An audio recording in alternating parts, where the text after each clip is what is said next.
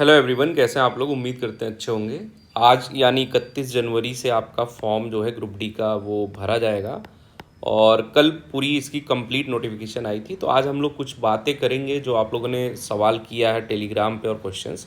सबसे पहले हम कुछ चीज़ों पे बात करेंगे जो बहुत इंपॉर्टेंट है और आपको बहुत सावधानी से इन सब चीज़ों को देख के ही फॉर्म फिल करना चाहिए, नहीं तो वही होता है अब पछताए होत क्या जब चिड़िया चुग गई खेत। तो ठीक है, चलिए हम लोग किन चीज़ों पे बात करेंगे। सबसे पहली बात की महत्वपूर्ण तिथियां क्या हैं। ठीक है, कोई भी जो रिजर्वेशन वाली तिथियां हैं मतलब जो 18 से 33 एज दिया है उसका क्या है। फिर आपका फॉर्म में अगर कुछ गलती हो गई मॉडिफिकेशन के लिए क्या डेट है, वो सारी डेट है।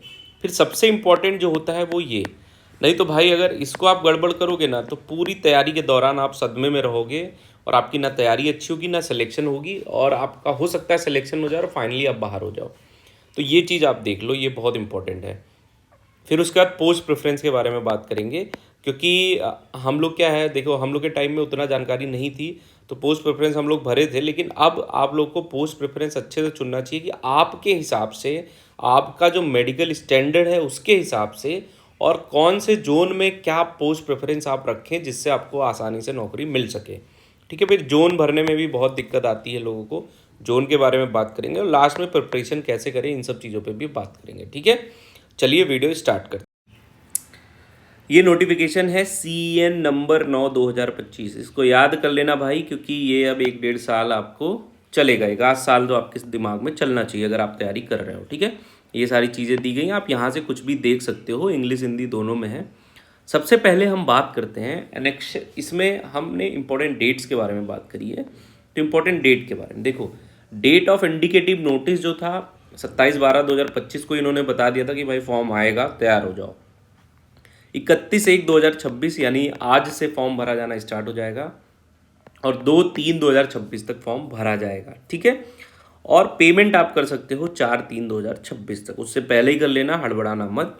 मॉडिफिकेशन के लिए विंडो 5/3 से ओपन होगी और 14/3 तक रहेगी, 14 मार्च तक। ठीक है, और ये स्क्राइब वगैरह चूज करने के लिए 15/3/2026 से 19/3/2026 तक रहेगी। अब देखो इसमें जो एलिजिबल कैंडिडेट, टोटल वैकेंसी है 21,997 वैकेंसी, और 18 से 33 वर्ष जो है ये जनरल कैंडिडेट UR कैंडिडेट के लिए है, और वो डेट काउंट करी जाएगी 1/1/2026। ढंग से सुन लीजिए, बार बार अब आप लोग ये नहीं पूछेंगे कि सर मैं इस डेट में हूँ, क्या मैं फॉर्म भर सकता हूँ।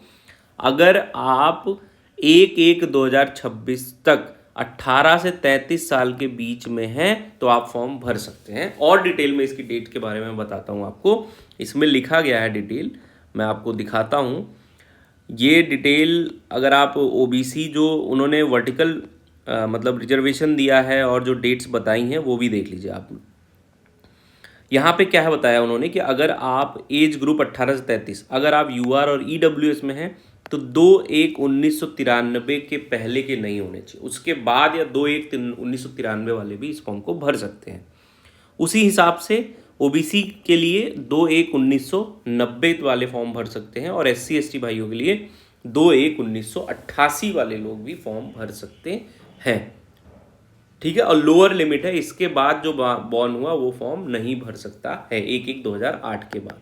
ठीक है, तो अभी डेट से रिलेटेड आपको कोई भी इशू नहीं होना चाहिए, ये चीज़ आप समझ गए। ठीक है, अब दूसरी चीज़ जो हम लोग बात करेंगे कि OBC सर्टिफिकेट के बारे में। सबसे ज़्यादा क्वेश्चन यहाँ से आ रहे थे, मैं आपका टाइम नहीं वेस्ट करूंगा, जो इंपॉर्टेंट चीज़ें हैं हम लोग टू द पॉइंट बात करेंगे। ठीक है, तो OBC जो भी कैंडिडेट हैं, जो भी OBC कैटेगरी से अपना क्लेम करना चाहते हैं रिजर्वेशन, उनके लिए क्या है, OBC category must produce an OBC non creamy layer certificate in the prescribed format annexures 2।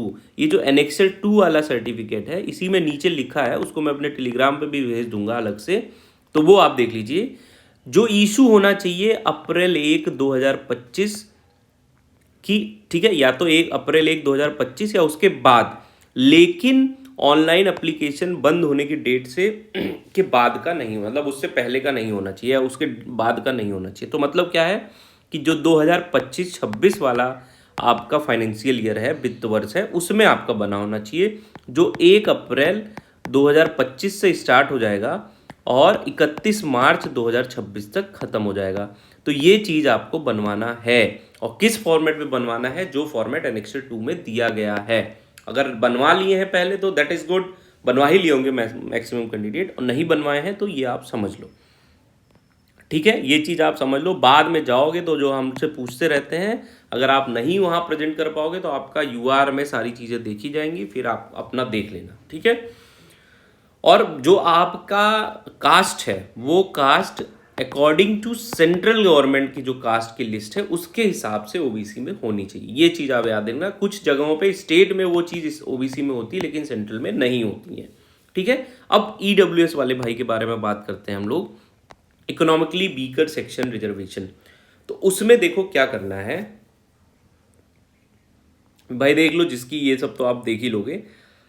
क्या करना है, the income shall also include income from all resources that salary agriculture, ये छोड़ो, for the financial year prior to the year of application. जो आपकी income certificate होना चाहिए वो 24-25 का होना चाहिए, और जो आप सर्टिफिकेट बनवाएंगे वो बनेगा 25-26 का, लेकिन उसमें जो इनकम मेंशन करी जाती है वो 24-25 की करी जाती है, एक साल पहले की। जैसे कि आप सपोज करो ईडब्ल्यूएस बनवाने जाते हैं अभी, तो वो ईडब्ल्यूएस बनाएगा 2025-26 के लिए, लेकिन इसमें जो इनकम मेंशन करेगा वो किसकी करेगा, 2024-25 की। तो इस चीज़ का ध्यान देना, ये चीज़ गलत नहीं होनी चाहिए, और आपका भी यही होना चाहिए, ठीक है। समझ गए भाई, तो आपका भी यही होना चाहिए, और इससे पहले बनवा के आप जो है वो दिखा दो। अब इसमें क्या है कि वही चीज़ एसेट के लिए बताया गया, 24-25 का आपका सारा इनकम सर्टिफिकेट बनवाना चाहिए। अगर पुराना है तो वो भी रखे रहना, और नया वाला भी बनवा लेना। अगर नहीं बनवाए हो तो अभी बनवा लो, 5-8 दिन में बन जाता है, ठीक है, कोई टेंशन वाली बात नहीं है, ठीक है, लेकिन लेट मत करना। अब अगली बात हम लोग बात करते हैं पोस्ट प्रेफरेंस के बारे में, ठीक है। अब देखो हम लोग जो है पोस्ट प्रेफरेंस के बारे में भी बहुत दिक्कत होती है। कुछ लोग को ये भी दिक्कत होती है कि सर जैसे पोस्ट प्रेफरेंस में मान लीजिए मैंने पहली पोस्ट पे, पहली प्रेफरेंस पे कोई चीज़ भरा है और मैं उसमें नहीं सेलेक्ट हो पाता हूँ, या उसका कट ऑफ क्वालिफाई नहीं कर पाता, या मेडिकल नहीं क्वालिफाई, तो क्या मुझे दूसरी पोस्ट, बिल्कुल क्वालिफाई करे जाओगे आप, बिल्कुल कंसीडर किए जाओगे। तो एक डाउट अपने मन से निकाल दो कि अगर मैंने कोई पोस्ट प्रेफरेंस करी, जैसे 1 2 3 4 14 पोस्टें हैं इसमें, अब आपने मान लो 14 पोस्ट की पोस्ट प्रेफरेंस करी, पहले में नहीं होगे तो दूसरे के लिए देखे जाओगे, दूसरे में नहीं होगे तो तीसरे के लिए, मतलब जिसकी भी कट ऑफ आप क्लियर करोगे उसके लिए आप मान लिए जाओगे, ठीक है। बस हाँ होना चाहिए, बशर्ते कि आपके जोन में उसकी वैकेंसी होनी चाहिए। तो ये पोस्ट पैरामीटर्स हैं जो मैं आपको बता देता हूँ। पोस्ट प्रेफरेंस अगर आप कर रहे हैं, तो अगर आप आराम की जॉब चाहते हैं कि मतलब आपका फिक्स टाइम वगैरह हो, तो हमेशा वर्कशॉप वाली जो भी पोस्टें हैं वो पोस्टें आप चूज करो। जैसे ये है इलेक्ट्रिकल असिस्टेंट लोगो सेट में, डीजल सेट में, ठीक है। अब इसमें तो अब जैसे ट्रैक मेंटेनर वाला पोस्ट है, ये थोड़ा सा जो है वो कठिन माना जाता है, ठीक है। ट्रैफिक वाला पॉइंट्समैन वाला जो पोस्ट होता है ये भी थोड़ा कठिन हमको लगता है, बाकी आप देख लीजिए। बाकी जो वर्कशॉप वाली पोस्टें हैं वो, और क्या पोस्ट प्रेफरेंस में आपको ध्यान देना चाहिए, अपना मेडिकल, जैसे आप अगर मान लो पॉइंट्समैन चुन रहे हो, ठीक है, तो 2 चीज़ों का ध्यान दो। पहली, आप जिस जोन में भर रहे हो क्या उस जोन में इसकी वैकेंसी है, ये चीज़ देखो। अगर वैकेंसी नहीं है तो भाई कोई मतलब नहीं है उसको पोस्ट प्रेफरेंस फर्स्ट रखने पे। दूसरा, क्या आप उसके लिए A2 मेडिकल स्टैंडर्ड पजेस करते हो कि नहीं करते हो। अब देखो ये A1 A2 क्या है मेडिकल स्टैंडर्ड, इसके बारे में डिटेल में मैंने बताया है आपको वीडियो में, वीडियो आप देख सकते हो। इस वीडियो के लिंक में मैं डिस्क्रिप्शन में दे दूंगा, वहाँ पे जाके, बाकी इसमें भी लिखा है, मैं वो भी आपको बता देता हूँ अभी, ठीक है। तो आप 2 चीज़ें देखेंगे, पहली बात आपके जोन में वो वैकेंसी होनी चाहिए, दूसरा आप मेडिकल जो है मेडिकली उसके लिए फिट होना चाहिए, ठीक है। और वर्कशॉप की जितनी भी पोस्टें हैं वो सारी पोस्टें जो हैं वो आपको और एक चीज़ और देखना, जैसे मान लो आपके यहाँ पोस्ट तो 1000 है, लेकिन इस बार हॉरिजेंटल रिजर्वेशन की पोस्टें बहुत ज़्यादा, मतलब जो हैं वो बहुत ज़्यादा है, जैसे एक्स सर्विसमैन, उन सब की पोस्ट ज़्यादा है, तो उसका ध्यान दे लेना कि आपकी पोस्ट उसमें होना चाहिए, ठीक है। तो ये सारी चीज़ें आपको देख के ही पोस्ट प्रेफरेंस देना है। बाकी कोई डाउट होता है तो आप टेलीग्राम पे करो, इंस्टाग्राम पे करो, मैं इसके बारे में आपको बता दूंगा, ठीक है। और अब लास्ट में जो हम लोग बात करेंगे वो जोन कौन सा हम लोग चुने। देखो भाई, जोन के बारे में मैं आपको बता रहा हूँ, जो अभी कुछ मैंने देखा है, तो कुछ जोन्स का मैं आपको बता रहा हूँ। जैसे अब मैंने देखा कि न्यू दिल्ली है, सबसे ज़्यादा वैकेंसी इसी जोन में है, 3537, लेकिन इसमें जो मतलब हम लोग के लिए वैकेंसी है, जैसे UR OBC EWS, उनके लिए मात्र इतनी वैकेंसी, बाकी वैकेंसी सब हॉरिजेंटल रिजर्वेशन, जैसे एक्स सर्विसमैन, CCAC क्या है वो उनके लिए है, CCA वालों के लिए। तो ये सब आप देख के, जैसे अहमदाबाद में भी आप देखेंगे 3148 वैकेंसी, लेकिन ओरिजिनली हम लोग के लिए इतना ही वैकेंसी है। तो वैकेंसी हॉरिजेंटल रिजर्वेशन इसमें बहुत ज़्यादा दिया गया है। तो इन सब चीज़ों को आप देख के फिर आप वैकेंसी भरना। मेरा एक सलाह मानो, सजेशन, तो जोन के बारे में ज़्यादा टेंशन मत लो, क्योंकि वो समय गया जब जोन से वैकेंसी कम होती थी, क्योंकि बेंगलोर, चंडीगढ़, मुंबई में कम कट ऑफ गई थी। अभी आप देखो, ग्रुप डी की नौकरी के लिए अप्लाई कर रहे हो अपने जोन से, अगर अपने जोन में वैकेंसी है जहाँ के आप हो, तो सबसे अच्छा है कि वहाँ से भरो और वहाँ से फाइट करो, क्योंकि वहाँ जॉब मिल जाएगी तो आप सुकून में रहोगे। वहाँ नहीं है तो अपने नियरेस्ट जो भी जोन है, जैसे मान लो कि मैं लखनऊ से हूँ तो मैं प्रयागराज जोन मुझे भरना चाहिए, वहाँ भी नहीं तो मैं गोरखपुर भरूंगा, गोरखपुर नहीं तो बनारस भरूंगा या दिल्ली भरूंगा। तो यहाँ सब यही सब देख के आप भरेंगे जोन का सिलेक्शन, और ज़्यादा इधर उधर ढूंढेंगे तो नहीं कुछ हो पाएगा। सारे जोन में लगभग वही वैकेंसीज हैं, कुछ जोन में ज़्यादा है, लेकिन वही है, बाद में आप पछताओगे कि काहे मैंने इस जोन से भर दिया है। तो जोन का सिलेक्शन इस बार स्वविवेक से करिए, और बाकी कोई दिक्कत होती है तो हमको बताइए। अब एक और चीज़ जो हम लोग डिस्कस करना चाहते हैं, वो डिस्कस करना चाहते हैं कि भाई प्रिपरेशन कैसे करी जाए। ये सब चीज़ें तो हो गई, अब प्रिपरेशन के बारे में, क्योंकि कुछ लोग होंगे जो ऑलरेडी फॉर्म वगैरह भर चुके हैं, उनको सब कुछ पता होगा। तो प्रिपरेशन के लिए मैं बता दूं, मेरा 2 टारगेट ग्रुप। मैं आपके लिए क्या करूंगा, मैं आपके लिए साइंस से रिलेटेड सारा सिलेबस फ्री में करवाऊंगा विथ प्रीवियस ईयर क्वेश्चन, और जितने भी इंपॉर्टेंट क्वेश्चन हैं एनसीईआरटी के, वो सारी चीज़ें करवाऊंगा। तो अगर आप चैनल पे नए हो तो पहली बात तो चैनल सब्सक्राइब कर लो और टेलीग्राम से जुड़ जाओ, ठीक है।